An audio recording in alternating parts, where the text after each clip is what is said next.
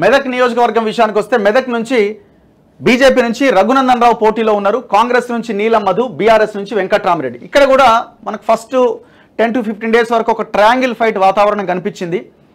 ఎవరు అడ్వాంటేజెస్ వాళ్ళకు ఉన్నాయి. రఘునందన్ రావు దుబ్బాక ఎమ్మెల్యేగా పోటీ చేసి మొన్న ఓడిపోవడం జరిగింది. అంతకుముందు ఎమ్మెల్యేగా ఉన్నాడు. సో ఆయన స్ట్రాంగ్ లీడర్, స్టేట్ లీడర్, కొంత గట్టిగా మాట్లాడగలుగుతారు, క్వశ్చన్ చేయగలుగుతారు. రకరకాల పాజిటివ్ పాయింట్స్ రఘునందన్ రావుకి చాలా క్లియర్గా కనిపిస్తూ ఉన్నాయి. అండ్ దట్టు మెదక్ జిల్లాకు చెందిన వాళ్ళు, అక్కడున్న చాలా ఇష్యూస్ మీద ఆయన ఫోకస్ చేసిండు. అదే జిల్లా, అదే ప్రాంతం కాబట్టి చాలా స్ట్రాంగ్ ఇది ఉన్నది. హరీష్ రావు మీద, కేసీఆర్ ఫ్యామిలీ మీద కొట్లాడిన వాతావరణం ఉన్నది. నీలం మధు ముదిరాజ్ కమ్యూనిటీ, దాదాపు 3-4 లక్షల ఓటర్లు అక్కడ ముదిరాజులు ఉన్నారు. కాంగ్రెస్ అధికారంలో ఉన్నది. ఇవన్నీ ఆయనకి అడ్వాంటేజ్గా కనిపిస్తున్నాయి. ముఖ్యంగా ఈ మెదక్ నియోజకవర్గంలో ఉన్న పటాన్చెరులో మొన్న బీఎస్పీ నుంచి పోటీ చేసి ఆయన దాదాపు 40-42 వేల ఓట్లు వచ్చినాయి. ఇవన్నీ ఆయనకి పాజిటివ్ పాయింట్స్ కనిపిస్తున్నాయి. అక్కడ నుంచి కాంగ్రెస్ తరఫున పోటీ చేసిన కాటా శ్రీనివాస్ గౌడ్కి ఈయనకు మధ్య పోటీ ఉండడంతో ఈయనకు ముందుగా టికెట్ వచ్చింది. బట్ మళ్ళీ చివరి నిమిషంలో క్యాన్సిల్ అయ్యి మళ్ళీ కాటాకు వచ్చింది. సరే, కాటా ఈయన పోటీ వల్ల ఇంకొకటి వచ్చి మధ్యలో గెలిచిండు. ఈయనకు 40,000 పడ్డాయి, ఆయనకు 60-70,000 పడ్డాయి. మధ్యలో ఎత్తుకపోయింది పదవిని. ఇద్దరు బీసీలు కొట్లాడుకున్నారు. అక్కడ ఒక రెడ్డి ఆయనకి పదవి దక్కింది. సో ఇప్పుడు వీళ్ళిద్దరు కాటా అండ్ నీలం ముదిరాజు కలిసి వాళ్ళు పోటీలో ఉన్నారు. సరే, వీళ్ళు కేవలం పటాన్చెరు వరకే వీళ్ళు పరిమితం అవుతుందా, మిగతా మొత్తం మెదకంతా ప్రభావం చూపిస్తారన్నది మనం రిజల్ట్లో చూడాలి. వీళ్ళకి పాజిటివ్ పాయింట్స్ కనిపిస్తున్నాయి. వెంకట్రామరెడ్డికి ఇక్కడ ఉన్న ఆయనకి ఏకైక పాజిటివ్ పాయింట్ ఏంటి అంటే సిద్దిపేటలో హరీష్ రావు ఉన్నాడు, గజ్వేల్లో కేసీఆర్ ఉన్నాడు. ఇంతకు మించి ఇంకేం అవకాశం లేదు. దాంతోపాటు ఈ 2 ప్రాంతాల్లోనే భయంకరమైన నెగిటివ్ ఉన్నది.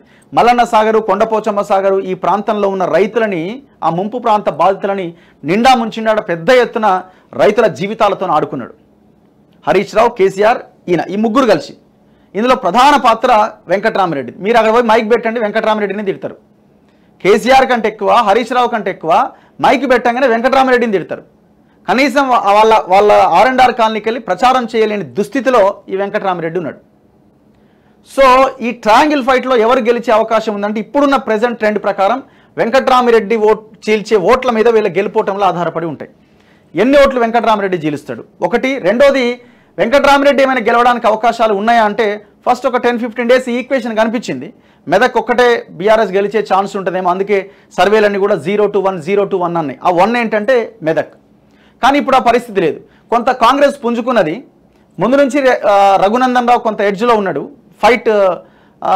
గట్టి ఫైట్ ఇచ్చే ప్రయత్నం చేసిండు. కానీ వెంకట్రామరెడ్డి ప్లేస్ని నీలం మధు ఆక్యుపై చేసిండు.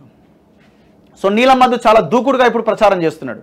కాంగ్రెస్ అక్కడ కొండా సురేఖని మంత్రిగా పెట్టి ఆమె కనుసన్నల్లో మొత్తం అంతా సెటరైట్ చేసి ప్రచారం నిర్వహిస్తున్నారు. సో ఈ లాస్ట్ 5 డేస్ నుంచి జరుగుతున్న ప్రచారంలో నీలం మధు కొంత అగ్రెసివ్గా ముందుకెళ్తున్నారు. సో మరి ఇది రఘునందన్ రావుని ఓడించేంత స్థాయికి వెళ్తుందా, ఇద్దరి మధ్య పోటీ ఎట్లా ఉంటుంది అన్నది మనం చూడాలి. ఫైట్ మాత్రం వెరీ ఇంట్రెస్టింగ్గా ఉన్నది. ఛాన్సెస్ ఎవరికి ఉంటాయి, ఎవరు గెలుస్తారన్నది చూడాలి. వెంకట్రామరెడ్డి 3rd ప్లేస్ అయిపోయింది అది. సో ఇక్కడ ఫైట్ ఇట్లా ఉన్నది. సో బీజేపీ టఫ్ ఫైట్ ఉన్న స్థానాల్లో, అంటే గెలిచే స్థానాలు, టఫ్ ఫైట్ ఉన్న స్థానాల్లో మెదక్ ఫస్ట్ ప్లేస్లో ఉంటుంది, అంటే టఫ్ ఫైట్ ఉన్న దాంట్లో. సో అంత ఇంట్రెస్టింగ్ ఫైట్ అక్కడ కనబడతా ఉన్నది.